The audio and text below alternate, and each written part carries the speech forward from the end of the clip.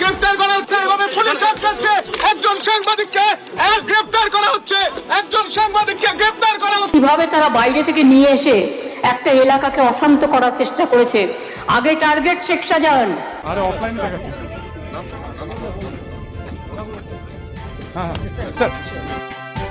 রাজ্য পুলিশের DG director general Rajeev Kumar Sandeshkhali দাঁড়িয়ে বলেছেন, যারা আইন ভেঙেছেন এবং আইন ভাঙছেন তাদের প্রত্যেককে গ্রেফতার করা হবে। রাজ্যের মুখ্যমন্ত্রী মমতা বন্দ্যোপাধ্যায় নবান্নে দাঁড়িয়ে বলছেন, যারা অপরাধ করছে তাদেরকে সবাইকে গ্রেফতার করা হবে। দ্য নিউজ বাংলার তরফ থেকে আমি সাংবাদিক মানব গুহ রাজ্য পুলিশের ডিজি রাজীব কুমার এবং বাংলার মুখ্যমন্ত্রী মমতা বন্দ্যোপাধ্যায়কে শুধু একটাই প্রশ্ন করতে চাই, যে অপরাধ করার দায়ে, সন্দেশখালী নিয়ে অপরাধ করার দায়ে এ রাজ্যের মুখ্যমন্ত্রী মমতা বন্দ্যোপাধ্যায় এবং রাজ্য পুলিশের ডিজি রাজীব কুমারকে কবে গ্রেপ্তার করা হবে? হ্যাঁ, ঠিকই শুনছেন, একেবারে আমি ভুল বলছি না, আপনারাও ঠিকই শুনছেন। মমতা বন্দ্যোপাধ্যায় এবং রাজীব কুমারকে কবে গ্রেপ্তার করা হবে? কারণ তারাও সন্দেশখালী নিয়ে অপরাধ করেছেন এবং প্রমাণ রেখে অপমান করেছেন। আদালত বলছে তারা অপরাধ করেছেন। কি অপরাধ করেছেন মমতা বন্দ্যোপাধ্যায় এবং রাজীব কুমার, দেখাবো সবটা। এই গুরুত্বপূর্ণ প্রতিবেদন শেষ অবধি দেখুন। আমি মানব, দ্য নিউজ বাংলায় আপনাদের স্বাগত জানাচ্ছি।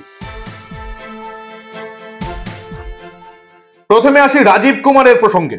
রাজ্য পুলিশের ডিজি, সেই রাজ্য পুলিশ সম্পর্কে, মমতা বন্দ্যোপাধ্যায়ের পুলিশ সম্পর্কে কলকাতা হাইকোর্টের বিচারপতি কৌশিক চন্দ্র কি বলছেন? বলছেন, sorry to say, police officer সিস্টেমের সঙ্গে ছেলে খেলা করছেন। আপনাদের আইও যা খুশি লিখে মামলা দায়ের করছেন, আসল অপরাধীদের ধরতে পারছেন না, সাংবাদিকদের টানা হাজিরা করছেন, বেআইনি কাজ করছেন। অর্থাৎ মমতা বন্দ্যোপাধ্যায়ের পুলিশ সাংবাদিক গ্রেপ্তার করে সম্পূর্ণ বেআইনি কাজ করেছে। কিভাবে বেআইনি কাজ করেছে? এই যে সাংবাদিককে গ্রেপ্তার করা হলো, সন্তু পান, তার 2 বছর আগে গ্রেপ্তার করা হয়েছিল আমাকে, মানব গুহকে। দুই ক্ষেত্রেই মমতা বন্দ্যোপাধ্যায়ের পুলিশ অপরাধমূলক কাজ করেছিল, বেআইনি কাজ করেছিল। যাদের হাতে আইন রক্ষার দায়িত্ব তারাই অপরাধ করছে, বেআইনি কাজ করছে। আমার সময় একই ঘটনা, কোন রকম নোটিশ ছাড়াই লালবাজারের অ্যান্টি রাউডি সেকশনের চারগালি পুলিশ অফিসার আমাকে এখান থেকে তুলে নিয়ে গিয়েছিল, কোন রকম নোটিশ ছাড়া, কোনো ইনফরমেশন ছাড়া, ভুল ইনফরমেশন দিয়ে বলা হয়েছিল লালবাজারে নিয়ে যাচ্ছি, পরে নিয়ে যায় গিরিশপাট থানায়। অর্থাৎ অ্যান্টি রাউডি সেকশনের যে পুলিশ অফিসাররা এসেছিলেন তারা সুপ্রিম কোর্টকে তোয়াক্কা করেন না, তারা ওই দিন অপরাধ করেছেন, তারা হচ্ছেন অপরাধী। এই বাংলায়, এই কলকাতায় সবচেয়ে বড় অপরাধীর নাম হচ্ছে মমতা বন্দ্যোপাধ্যায়ের কলকাতা পুলিশ। সন্তু পানের ক্ষেত্রেও একই ঘটনা ঘটেছে, আমি বলছি না, কলকাতা হাইকোর্টের বিচারপতি কৌশিক চন্দ্র বলছেন। কৌশিক চন্দ্র ভিডিও দেখেছেন, যে ভিডিওতে ইন্টারভিউ করা হয়েছিল মহিলাকে, কোথাও তিনি শ্লীলতাহানির কথা বলেননি। পরে মমতা বন্দ্যোপাধ্যায়ের পুলিশ একটা ভিডিও ছাড়ে, সেখানেও কোথাও শ্লীলতাহানির কথা ছিল না। তারপরে সেই ভিডিও আদালতে চালানো হয়, বিচারপতি প্রশ্ন করেন, কোথায় এই ভিডিওতে কি আছে? এই ভিডিওটাকে আপনারা সত্য বলে প্রমাণ করছেন তো? কি আছে ভিডিওতে? মমতা বন্দ্যোপাধ্যায়ের পুলিশ বলা হয়েছে তাদের তরফ থেকে, আমরা এই ভিডিও স্বীকার বা অস্বীকার কোনো কিছুই করছি না।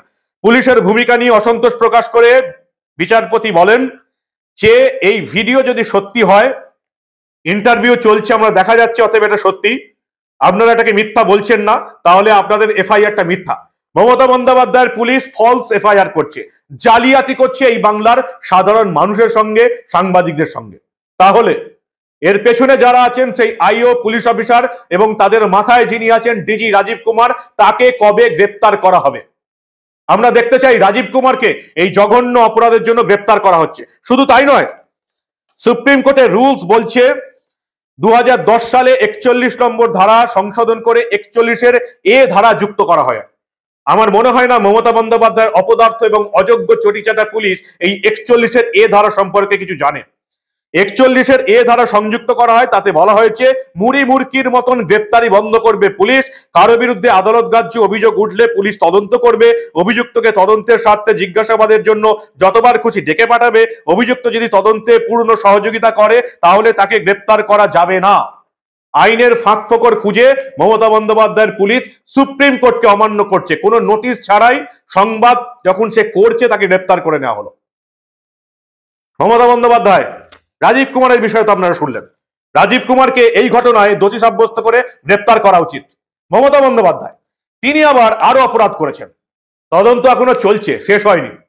তদন্ত করার আগেই মুখ্যমন্ত্রী হিসাবে তিনি একজন অভিযুক্ত অপরাধীকে সার্টিফিকেট দিয়ে দিচ্ছেন। শেখ শাহজাহানকে সার্টিফিকেট দিচ্ছেন রাজ্য বিধানসভায় দাঁড়িয়ে মুখ্যমন্ত্রী মমতা বন্দ্যোপাধ্যায়।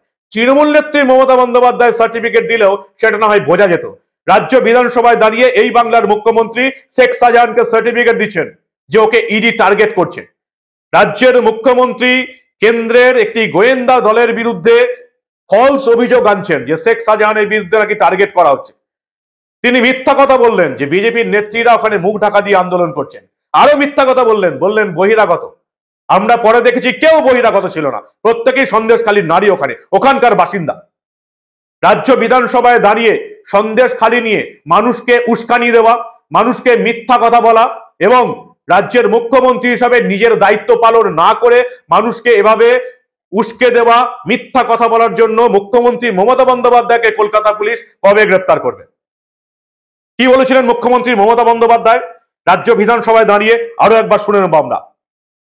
যারা মুখে মাস্ক পরে পরে ছবি তুলছে, ধরাও পড়েছে বিজেপির কর্মী, কিভাবে তারা বাইরে থেকে নিয়ে এসে একটা এলাকাকে অশান্ত করার চেষ্টা করেছে। আগে টার্গেট শেখ শাহজাহান, ওকে টার্গেট করে ইডি ঢুকলো, তারপরেই সবাইকে বার করে দিয়ে তারপরে ওখানে আদিবাসী মাইনরিটিদের মধ্যে ঝগড়া লাগিয়ে দিল। রাজীব কুমারের পুলিশের বিরুদ্ধে বিচারপতি কৌশিক চন্দ্র বলেছেন, মহিলার যে ভিডিও রাজ্য সরকার দেখিয়েছে তার জন্য রাজ্য পুলিশের সাজা হওয়া উচিত। কেন সাজা হবে না? যারা এই মহিলার ভিডিও, যার বিরুদ্ধে যিনি শ্লীলতাহানির অভিযোগ করছেন, যারা তার ভিডিও আপলোড করছে, সেই সমস্ত পুলিশ আধিকারিকদের চাকরি থেকে ছাঁটাই করে তাদের বিরুদ্ধে শাস্তিমূলক ব্যবস্থা নেওয়া উচিত, তাদের গ্রেপ্তার করা উচিত। তাদের বিরুদ্ধে কেন আইন ব্যবস্থা নেবে না? রাজীব কুমারের পুলিশ এতটাই অপদার্থ, তারা সামান্য নিয়ম কানুন জানে না যে মহিলা শ্লীলতাহানির অভিযোগ করছে তার ভিডিও দেখানো যায় না। যারা এটা জানে না তাদের এই পুলিশে চাকরি করার কোনো অধিকার নেই, তাদের বিরুদ্ধে আইনত গ্রেপ্তার করে মামলা করা উচিত। বিচারপতি বলছেন, তড়িঘড়ি করে একটা অভিযোগ দাঁড় করানো হয়েছে, সব জামিনযোগ্য ধারার মধ্যে ওই ধারা যুক্ত করা হয়েছে যেটা জামিন অযোগ্য, সাজার মেয়াদ 7 বছরের কম।